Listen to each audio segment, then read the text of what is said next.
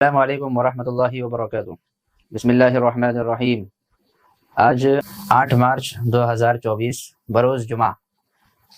آج جمعہ کا دن ہے اور تمام لوگ جمعہ کی نماز ادا کرتے ہیں، اسی طرح سڑکوں کے اوپر بھی لوگ نماز ادا کرتے ہیں۔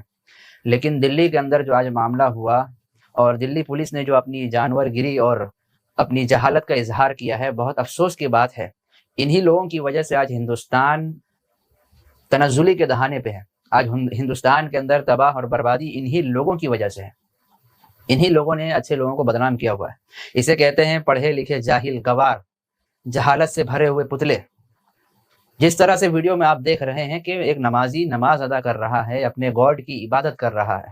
ہر دھرم کے لوگ اپنے اعتبار سے عبادت کرتے ہیں، گاڈ کو پوجتے ہیں، طریقہ کار الگ ہوتا ہے۔ تو کیا اس کے اوپر اس وقت بھپتیاں کسنی چاہیے؟ اس کے اوپر اس وقت ظلم کرنا چاہیے، اسے مارنا چاہیے اور درندگی کا اظہار کرنا چاہیے؟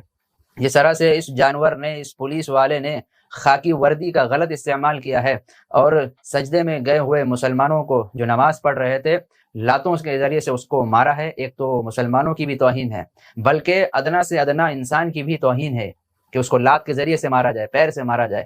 کیا یہ سڑک اس کا خود کا ہے یا اس کے باپ کی جائیداد ہے یا اس کے خاندان کا کوئی ملکیت ہے؟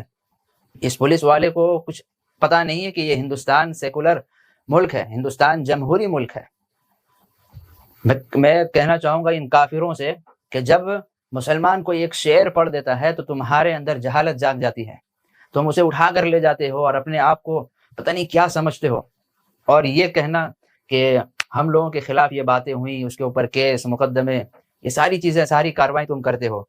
سمویدھان کے اندر جتنے آرٹیکل ہے، لاء میں جتنے آرٹیکل ہے، وہ سارے اس کے اوپر تم فٹ کر دیتے ہو۔ یہ آرٹیکل بیٹھتا ہے، یہ بیٹھ رہا ہے، تمہارے اندر اتنا ہی ڈر بھرا ہوا ہے تو تم پہل کیوں کر رہے ہو؟ اور جب اس طرح کا کوئی معاملہ آتا ہے، مسلمانوں کے اوپر جب ظلم ہوتا ہے، تب حکومتیں بالکل خاموش ہو جاتی ہیں، انہیں سانپ سونگھ جاتا ہے، سانپ کے ہاتھ پیر وہ دیکھ لیتے ہیں۔ حکومت کی طرف سے کوئی آہ اور کوئی آواز نہیں نکلتی، نہ کوئی ایکشن لیا جاتا ہے، نہ کوئی اس کے اوپر کارروائی کی جاتی ہے۔ یہ بالکل ناانصافی والا معاملہ ہے اور ظلم کے اوپر ظلم ہے، سراسر ظلم ہے۔ ایک انسانیت رکھنے والا انسان بھی اس چیز کو محسوس کرے گا کہ یہ ظلم ہی ہو رہا ہے۔ آج اگر مسلمان صرف جمعہ کی نماز سڑک پہ پڑھتا ہے اور عیدین کی نماز وہ سڑکوں پہ ادا کرتا ہے تو ان کی اتنی حالت خراب ہو رہی ہے، ان انبھکتوں کی، شرپسندوں کی حالت خراب ہو رہی ہے، ان سے دیکھا نہیں جا رہا۔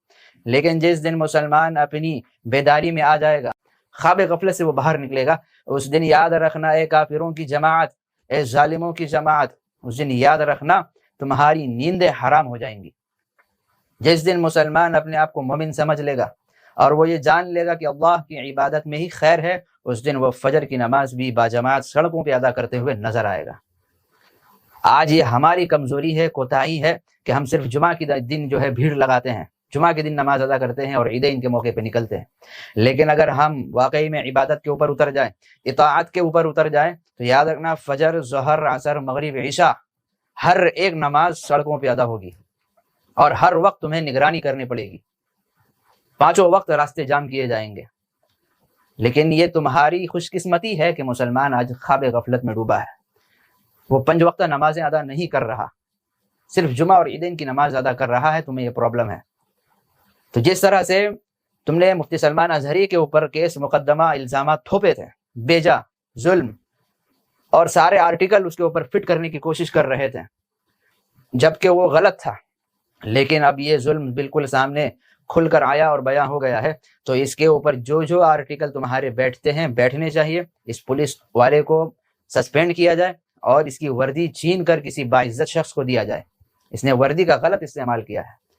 کہا ہے دلی کے جو حکومت ہے ان سے میری گزارش ہے کہ ہوش کے ناخن لیں، انصاف کے ترازو قائم کریں، ظلم کا خاتمہ کریں، اور جتنے بڑے بڑے عہدیدار ہیں، حکمراں ہیں، میں نام نہیں لوں گا، وہ خود اپنے آپ کو سمجھ لیں کہ کس کو مخاطب کیا گیا ہے۔ جو لوگ مسلمانوں کے ٹوہ میں پڑے ہوتے ہیں، مسلمان ذرا سے بھی آہ کرے وہ اسے اپنی طرف کھینچ لیتے ہیں، لیکن ان کی جماعت کے لوگ قتل و قتال کر دیتے ہیں، ظلم کے پہاڑ توڑ دیتے ہیں، انہیں دکھائی تک نہیں دیتا۔ یہ انبھکتی ہے، یہ ظالم ہے، یہ ظلم ہے۔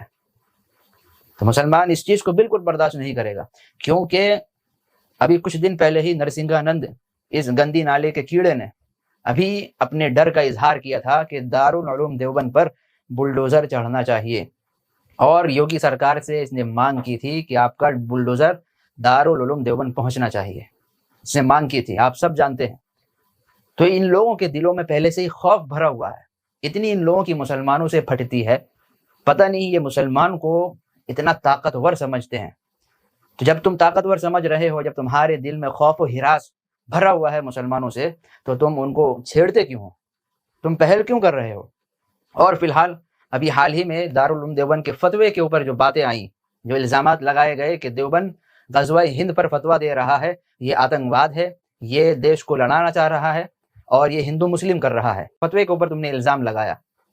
تو دیوبند نے تو صرف فتویٰ دیا ہے، کام تم کر کے دکھا رہے ہو۔